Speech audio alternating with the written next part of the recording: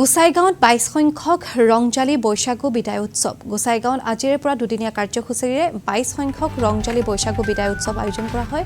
গোসাইগাঁও উচ্চতৰ মাধ্যমিক বিদ্যালয়ৰ খেলপথাৰত অনুষ্ঠিত হয় এই বিদায় উৎসৱ। আৰম্ভণিতে পতাকা উত্তোলন, স্মৃতি তৰ্পণ কৰা হয়। শিল্পী জুবিন গাৰ্গৰ প্ৰতিকৃতিত শ্ৰদ্ধাঞ্জলি জ্ঞাপন কৰে আয়োজকে। ইয়াৰ পাছতে বিভিন্ন ধৰণৰ খেল-ধেমালি আদি প্ৰতিযোগিতা অনুষ্ঠিত হয়। এই অনুষ্ঠানত পৌৰপতি নৰপতি ব্ৰহ্ম, গোসাইগাঁও জিলা বিপিএফৰ সভাপতি দেৱজিৎ নাৰ্জাৰী, সম্পাদক বিল্লা কুমাৰ ব্ৰহ্ম আৰু অনুষ্ঠানৰ উদযাপন সমিতিৰ সভাপতি ধ্ৰুৱ কুমাৰ ব্ৰহ্ম নাৰ্জাৰী আৰু পাৰিষদ এন্তাজ আলীৰ লগতে কেইবাগৰাকীও বিশিষ্ট ব্যক্তি উপস্থিত থাকে।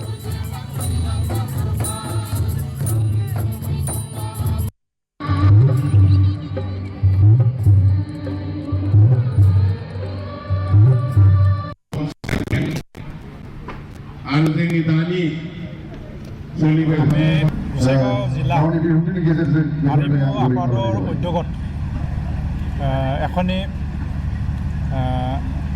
আয়োজক কমিটি গঠিত যে কাৰ্যকৰ্তাসকলৰ সহযোগত ২২তম ৰংজালি বৈশাগু বিদায় পৰ্ব অৰ্থাৎ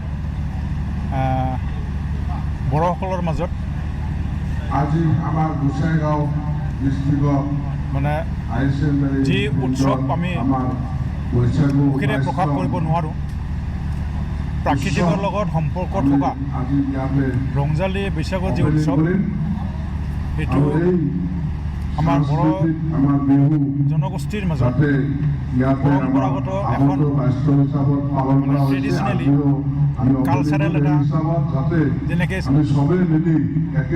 যুগ যুগান্তৰ পৰা চলি আহিছে, সেইটো